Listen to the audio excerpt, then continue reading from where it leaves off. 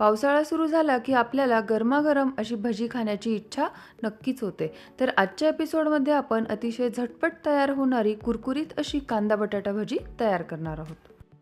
बटाटा भजी किंवा कांद्याची भजी वेगवेगळी आपण नेहमीच बनवतो, परंतु या पद्धतीने हे दोन्ही घटक एकत्र करून देखील या भजी एकदम मस्त होतात. आणि विशेष म्हणजे सोडा न वापरता आज आपण इथे या भजी तयार करत आहोत. भजे बनवण्यासाठी आपण इथे घेतलेले आहेत मीडियम साईजचे 4 बटाटे. बटाटे आपण अगोदर इथे सोलून घेतलेले आहेत आणि त्याला आपल्याला पाण्यात ठेवायचे आहे, जेणेकरून बटाट्यांचा कलर बदलणार नाही. त्याबरोबरच आपल्याला इथे लागणार आहेत 2 कांदे. सर्वप्रथम आपल्याला इथे हे बटाट्यांचा किस तयार करून घ्यायचा आहे आणि त्यासाठी आपल्याला इथे मोठ्या साईजच्या किसणीचा वापर करायचा आहे. भजे चांगले क्रिस्पी कुरकुरीत होण्यासाठी आपल्याला इथे मोठ्या साईजच्याच ग्रेटरचा वापर करायचा आहे. आणि हे किसलेले बटाटे देखील आपण लगेचच पाण्यात टाकणार आहोत. याच पद्धतीने उरलेले सर्व बटाटे देखील आपण इथे किसून घेतलेले आहेत आणि हे बटाटे आपल्याला 2 ते 3 वेळा पाण्याने स्वच्छ धुवून घ्यायचे आहेत, जेणेकरून यामधील स्टार्च पूर्णपणे निघून जाईल. 3 वेळा हे बटाटे मी इथे चांगले धुवून घेतलेले आहेत आणि तुम्ही बघू शकता यामध्ये आता आपल्याला पांढरे पाणी न दिसता व्यवस्थित चांगले स्वच्छ पाणी दिसत आहे. हे बटाट्यांचा किस आपण पाण्यातच ठेवणार आहोत आणि तोपर्यंत बाकीची तयारी पूर्ण करून घेऊया. कांद्यांचे आपल्याला इथे या पद्धतीने पातळ आणि लांबसर असे काप करून घ्यायचे आहेत. जितका आपल्याला पातळ कांदा चिरता येईल तितका आपण इथे चिरून घेणार आहोत आणि त्यानंतर हा कांदा हाताने या पद्धतीने मोकळा करून घ्यायचा आहे. सर्व कांदे चिरून झाल्यानंतर त्याचे आपल्याला या पद्धतीने हाताने चोळून व्यवस्थित मोकळे करून लच्छे तयार करायचे आहेत, जेणेकरून एकदम मस्त क्रिस्पी आणि कुरकुरीत भजे तयार होतील. ही भजी बनवताना आपल्याला फार जास्त कटिंगची देखील गरज नाही. फक्त 4 बटाटे किसून घ्यायचेत आणि 2 कांदे आपण इथे कापून घेतलेले आहेत आणि आता आपण याचे मिश्रण तयार करून घेऊया. सर्वप्रथम एका बाउलमध्ये आपण इथे टाकलेला आहे चांगला मोकळा करून घेतलेला कांदा आणि त्यामध्ये अगोदर किसून ठेवलेला बटाटा आपण टाकणार आहोत. बटाटे आपल्याला या पद्धतीने चांगले पिळून घ्यायचे आहेत, जेणेकरून त्याच्यामधले पाणी निघून जाईल. ते आता आपल्याला काही बेसिक मसाले टाकून घ्यायचे आहेत. तर सर्वप्रथम इथे आपण टाकणार आहोत अर्धा चमचा जिरे मी पाटावर थोडेसे वाटून घेतले होते. त्याबरोबरच आपल्याला इथे लागणार आहे अर्धा चमचा ओवा देखील आपण हातावर या पद्धतीने चोळून टाकणार आहोत, जेणेकरून ओव्याचा मस्त फ्लेवर भज्यांमध्ये येईल. 3 हिरव्या मिरच्या या पद्धतीने बारीक करून आपण इथे घेतलेल्या आहेत. त्याबरोबरच पाव चमचा हळद, चवीप्रमाणे लाल तिखट आणि मीठ. लाल तिखट तुम्ही इथे तुम्हाला भजी किती तिखट बनवायची आहे त्या पद्धतीने त्याचे प्रमाण कमी जास्त करू शकता. त्याबरोबरच आपल्याला इथे लागणार आहे बेसन पीठ, तांदळाचे पीठ आणि कोथिंबीर. परंतु हे घटक टाकण्यापूर्वी हे मसाले आपण कांदा आणि बटाट्यांमध्ये व्यवस्थित एकत्र करून घेणार आहोत.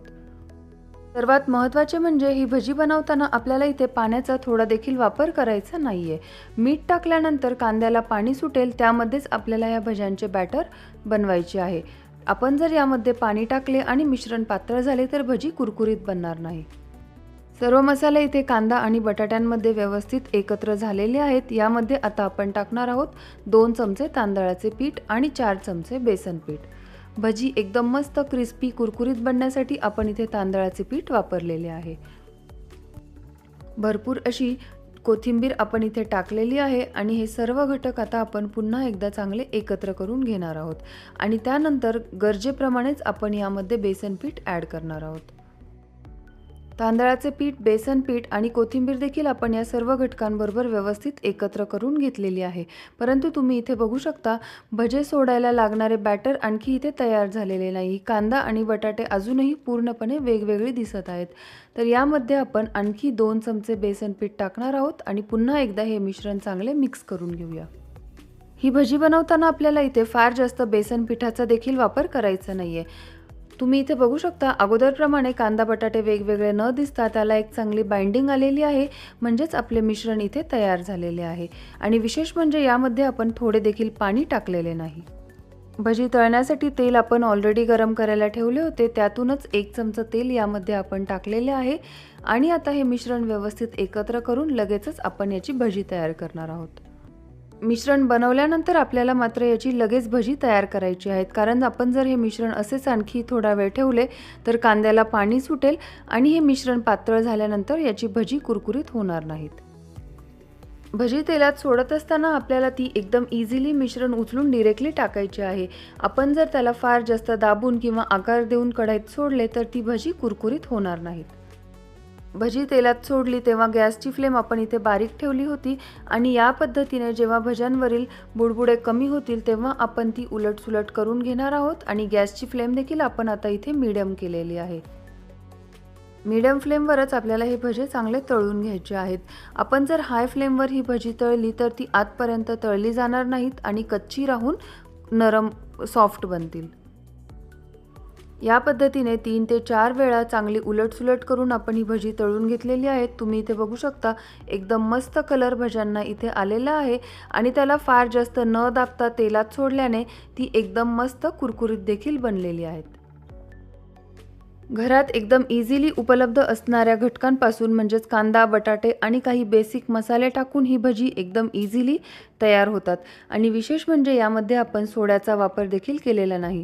त्यामुळे ही तेलकटही बनलेली नाहीत आणि जास्त वेळ कुरकुरीत क्रिस्पी बनतात. टोमॅटो केचप बरोबर ही भजी एकदम छान लागतात. उरलेल्या सर्व मिश्रणाचे देखील या पद्धतीनेच आपण भजी तयार करून घेणार आहोत. सर्व भजी आपली इथे तळून झालेली आहेत आणि 4 मीडियम साईजचे बटाटे आणि 2 कांदे यामध्ये 3 ते 4 जणांना पुरतील इतकी भजी आरामशीर तयार होतात. या गरमागरम भज्यांबरोबर तुम्ही तुमच्या आवडीप्रमाणे तळून घेतलेल्या हिरव्या मिरच्या, टोमॅटो केचप किंवा एकदम मस्त गरमागरम वाफाळलेल्या चहाबरोबर भज्यांचा आनंद घ्या. आणि आता ही भजी किती कुरकुरीत बनली ते देखील तुम्ही ऐकू शकता.